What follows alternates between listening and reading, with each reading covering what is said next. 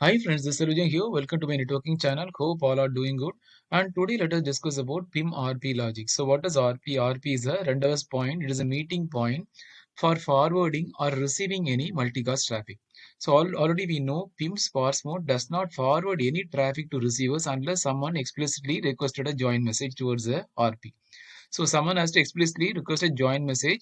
So that is a thing of PIM sparse mode. So RP will use it in a PIM sparse mode scenario. So this is an architecture where I connected R1, R2, R3.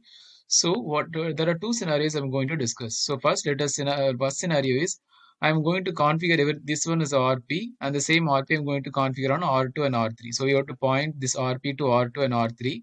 So in the first scenario, whenever a source registered with RP, the receiver is not requesting any join message. What will happen? What is the traffic flow?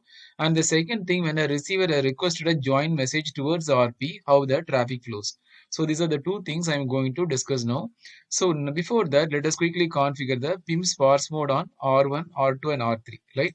Let us go to R1, go to the configuration mode, fast Ethernet 0 by 1, 0 by 1 and 1 by 0. Right? So let us go here quickly. Interface fast Ethernet 0 by 0, IP PIM sparse mode, and interface fast Ethernet 1, IP PIM sparse mode.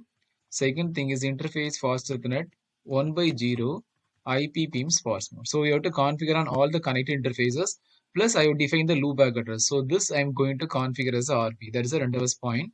So this already I defined the loopback address. Let us see. Show run interface loopback 0. So always keep it in mind. Also, you have to enable the PIM sparse mode in the loopback also, because this is the thing I'm going to configure as an RP. So RP always work in a PIM sparse mode scenario. So IP PIM sparse mode we have to configure, right? So also we have to configure the multicast routing. So already I configured it in the multicast routing. This is the way you have to configure. Then only it will allow us to configure the PIM sparse or dense mode scenario in the corresponding interfaces. So R1 we are done already. So let us go to R2, go to the configuration mode. So interface faster than 0 by 0, 0 by 1 and 1 by 0. So interface faster than 0 by 0, IP PIM sparse mode, and interface faster than 0 by 1, right? If I'm not wrong. So yeah, 0 by 1 and 1 by 0. 0 by 1 IP PIM sparse mode, and sparse mode. And then faster than at 0 by 0 we already configured it. So 0 by 0 IP PIM sparse mode, and another one is faster than at 1 by 0. Okay, faster than at 1 by 0, 1 by 0 IP PIM sparse mode. So we have configured it. Then quickly R3. R3 has three interfaces similarly, 0 by 0, 1 by 0 and 0 by 1. So go to R3, enable the multicast routing.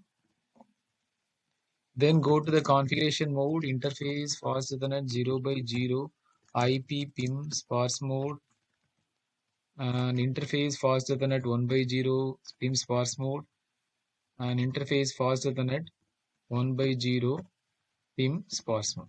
So I configured the PIM sparse mode, enables scenarios in all the R1, R2 and R3.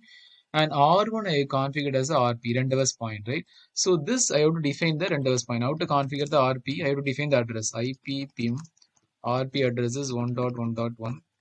So let us check RP, whether we have configured any other thing as RP. Include RP. So RP define 1.1.1. Let us define the same RP on R2 also. So IP PIM RP address is 1.1.1. Show run include RP. So similarly, go to R3, go to the configuration mode, IP PIM RP address is 1.1.1.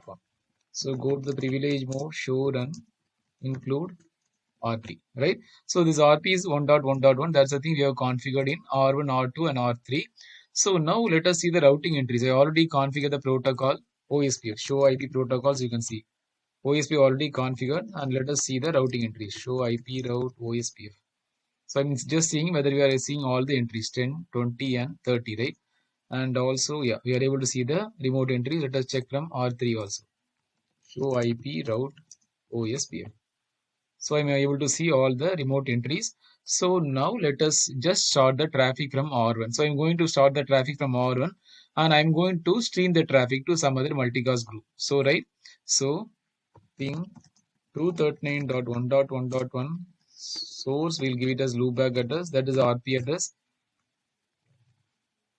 So let us see, let us repeat it. Let us repeat around 30 packets, right? So now let us do the debug. So debug IoT enable on R2 also, debug IP PIM, and also let us debug on debug IP PIM. So now let us see the entries, routing entries. So now, now what happened? The receiver has not requested a join message towards the RP. So now let us see the entries in the table. Show IP mroute. So now it will create the star comma G. That's the thing, right? Sparse mode scenario. It will create a star shared tree, star comma G.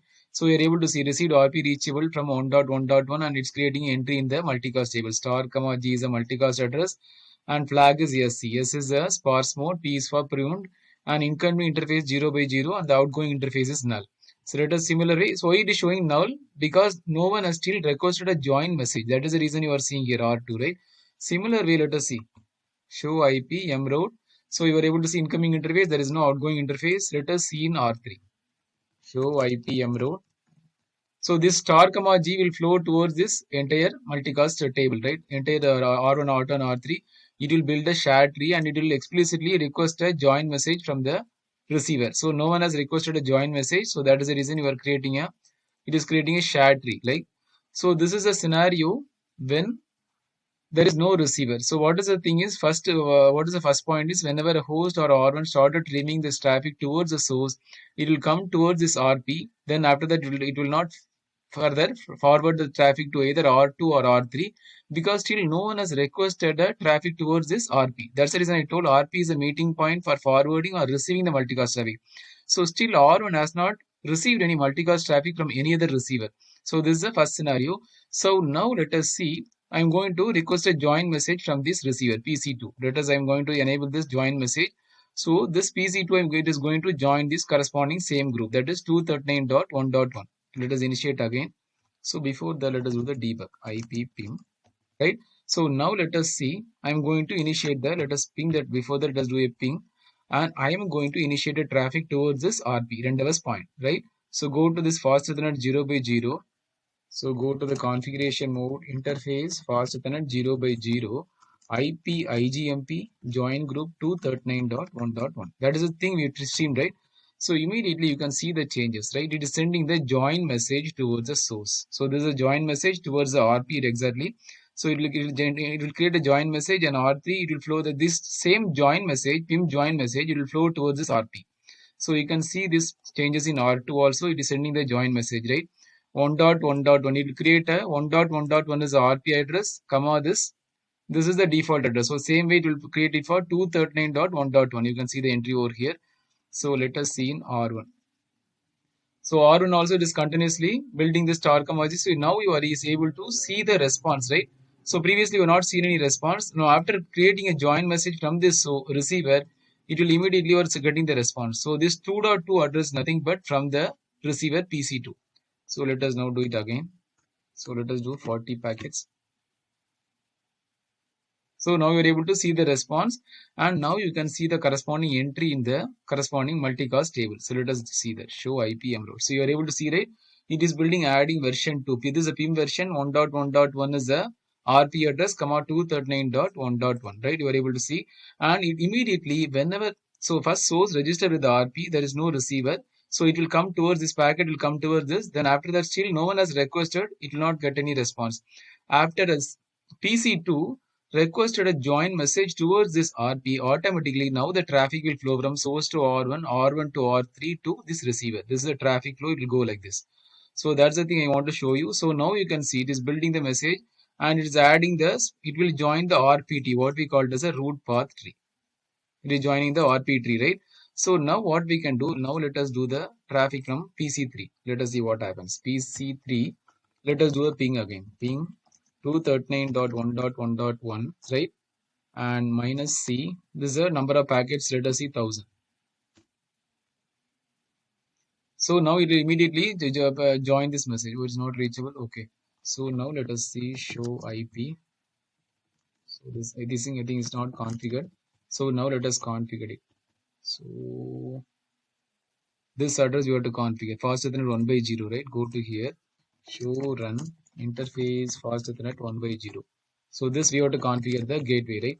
So interface fast Ethernet 1 by 0, IP address is 192.168.30.1, 255.255.255.0. Let us configure this as sparse mode. IP PIM sparse mode. Let us do the no share. So now I am going to ping from the source. Let us see PC3. So it will now you can see the join message, right? From R1 it is again joining towards the source. So now it will request for the traffic. Let us see now. Show IP mroute. Show IP mroute. So now you can create the entry, right? S comma 0, right? So first the source will just register with the RP. Now RP will request a join message from this receiver automatically. Now the traffic will flow from source to the RP to this corresponding receiver. That is the way it works. So let us now check it out. So I started streaming the traffic continuously, and now let us see the traffic flow. So you can see here 1.1.1 and you can see the 239.1.1, right? Show IP mroute. So you can see here 1.1.1, 239.1.1, and this is the source address 192.168.30.2, and this is the multicast group address. So this is the traffic flow it will do actually. So it is joining the message, right? It is again joining 192.168.30.2, comma 239.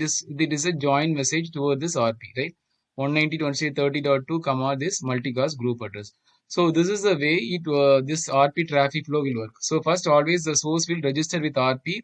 So RP still doesn't have any receiver. What happen? We'll wait for the thing. So once the receiver has requested a join message, then automatically the traffic will flow from source to RP to this receiver.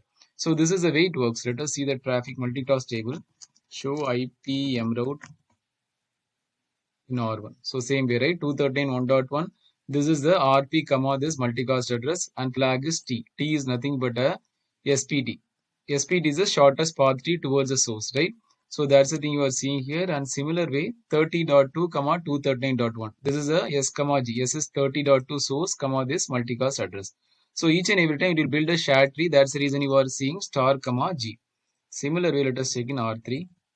So you are able to see, right, each and every time whenever it is registering, you can see the entry. S bit join. That is the shortest path tree. It will join. So now what we can do, if you want, we can just initiate traffic again from PC2. So PC2, let us start the traffic.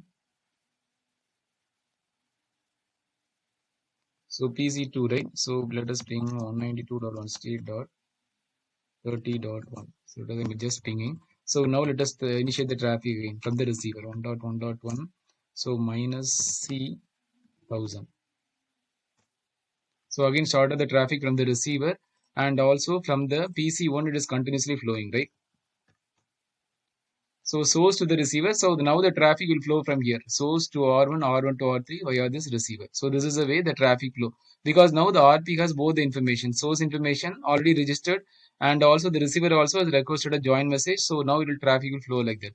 So that is the reason I told RP is a meeting point for source and the receiver. So for source initially registered with RP. So now you are able to see. The pruned list is it is now starting the prune traffic from 20.2 to 213.1. It is received a message from 20.2 towards this RP, right? That is the entry we are seeing here. Automatically is creating the entry, right?